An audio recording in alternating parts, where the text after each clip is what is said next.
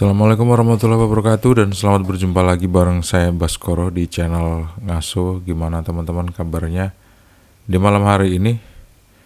Semoga kabar kalian dalam keadaan sehat walafiat, nggak kekurangan satu apapun, dan rezeki kalian setiap detik itu bertambah gitu.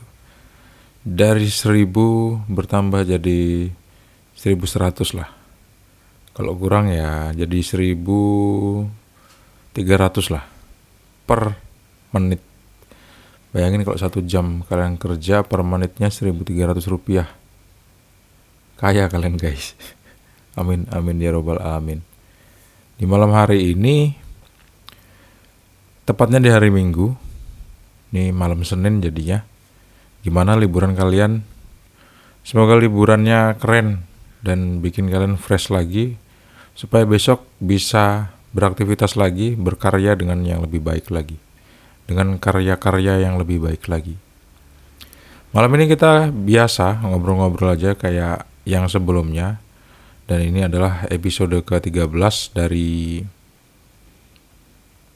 podcast Ngaso, dimana dari episode 1 sampai episode 12 tuh kita udah ngobrolin banyak banget. Kalian bisa cek di playlist di channel ini, Ngaso. Dan buat teman-teman yang belum subscribe, kalian bisa tekan itu tombol subscribe sekali aja supaya kalian subscribe. Dan nyalain notifikasi loncengnya, atau nyalain lonceng notifikasinya supaya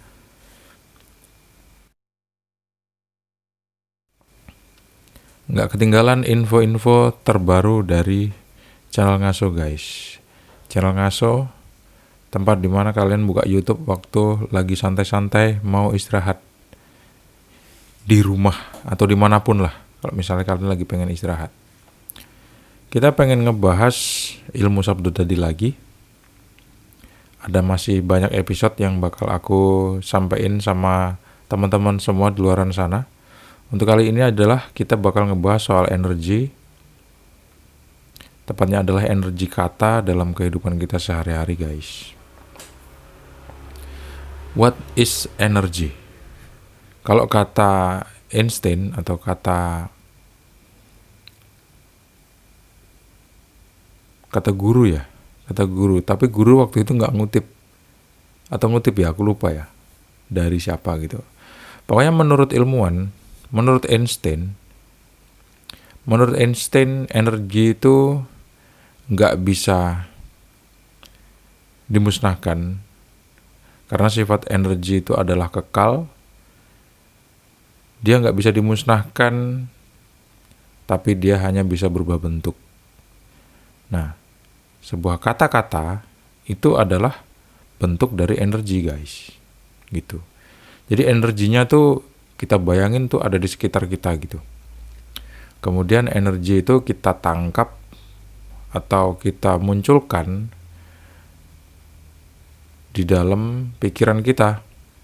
Bukan dimunculkan sih sebetulnya ya. Kalau dimunculkan kan berarti dari ketiadaan. Energi itu ada di pikiran kita gitu.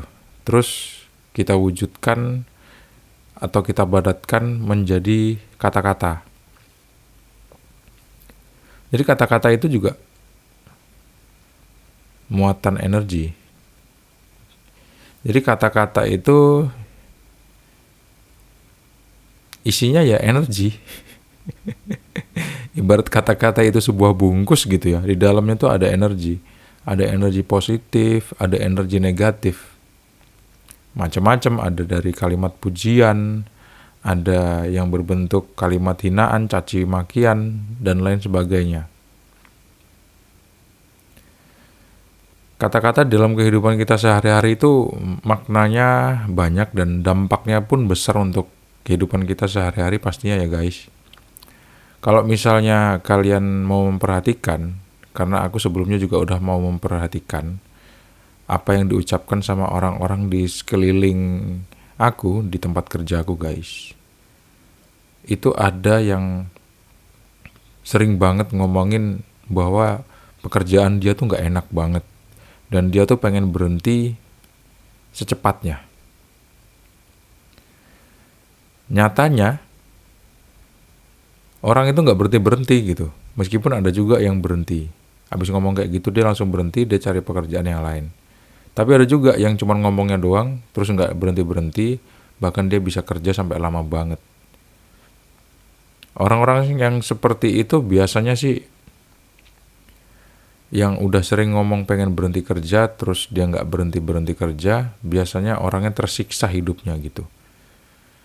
Pilihan katanya selalu kata yang sama, yaitu pekerjaannya tuh membosankan, pekerjaannya tuh negatif, bosnya toksik, temen-temennya toksik semua, terus pokoknya semuanya tuh jelek. Bayangin aja kita kerja, tapi kita selalu ngomongin hal itu di dalam diri kita sendiri, di dalam lingkungan kita sendiri, di tempat kerja kita sendiri kita ngomongin pekerjaan kita yang negatif. Dan dampaknya apa? Dampaknya adalah sikap dia, pengambilan keputusan dia yang negatif akhirnya. Aturan kan kalau misalnya orang udah ngomong pekerjaannya tuh negatif, pekerjaannya buruk, dan dia pengen berhenti, ya udah dia pengen berhenti. Berarti kalau dia bener-bener berhenti, artinya dia udah ngambil keputusan yang bener karena dia mengimplementasikan apa yang udah diucapkan sama dia gitu. Dia ngomong pengen berhenti dan akhirnya dia bener-bener berhenti. Berarti dia sehat itu gitu. Tapi kalau dia cuma ngomong berhenti tapi dia nggak berhenti, nah inilah efek dari kalimat dia sendiri. Efeknya negatif. Pengambilan keputusan yang kontradiksi dari apa yang dia ucapkan itu adalah bentuk negatif, guys. Jadi secara nggak langsung apa yang kita ucapkan itu akan kembali ke diri kita sendiri dan membentuk diri kita seutuhnya seperti apa. Untuk sebagian orang waktu ngomong berhenti dia langsung berhenti, artinya ya positif. Kalau untuk yang ngomong pengen berhenti tapi nggak berhenti, ya artinya negatif. Gampangnya seperti itu secara singkat. Jadi kata-kata memang ada dampaknya, baik itu kecil dan besar. Kebanyakan dampaknya rata-rata besar, cuman nggak banyak orang yang memperhatikan itu, kecuali kita memang orang-orang yang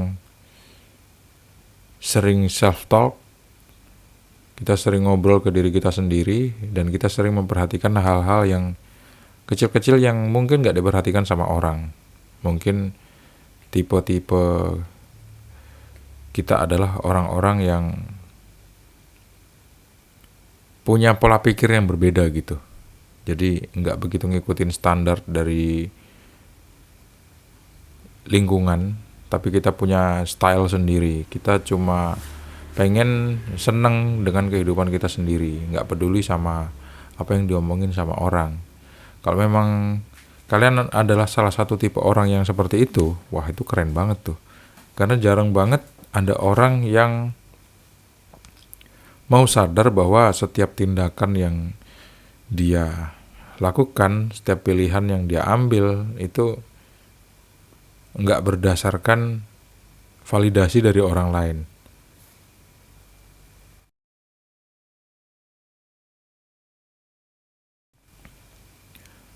Validasi dari orang lain itu menyiksa kita, guys.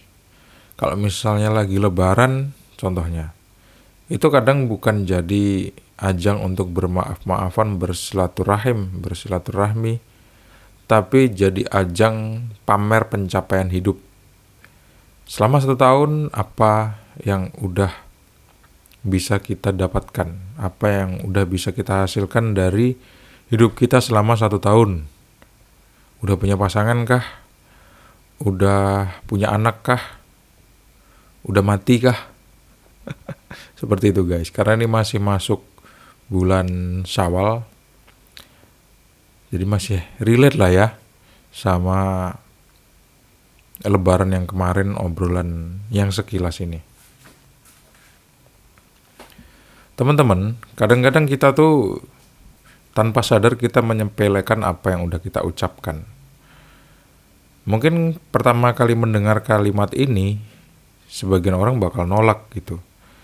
Tapi lama-kelamaan kalau misalnya kita sering memperhatikan apa yang kita ucapkan dan apa yang akan kita dapatkan di dalam kehidupan kita, ternyata itu ada hubungannya sama apa yang telah kita ucapkan pada hari-hari yang sebelumnya, guys. Mungkin kita sering ngucapin, aku orang yang sial nih, aku emang lahir di keluarga yang bukan keluarga ningrat nih, gak tajir nih, kurang nih gitu.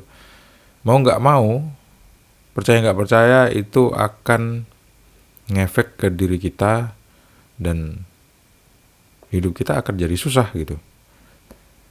Jadi coba mulai sekarang ada baiknya, baik banget kalau misalnya kita sering mengucapkan hal-hal yang positif. Yang negatif-negatif itu memang bagusnya dibuang aja, gak usah digunakan lagi. Karena percaya gak percaya, apa yang kita ucapkan akan kembali lagi ke kita, dan baiknya ya kita jangan menyepelekan hal-hal yang cuman sebatas kata-kata dan itu bentuknya negatif.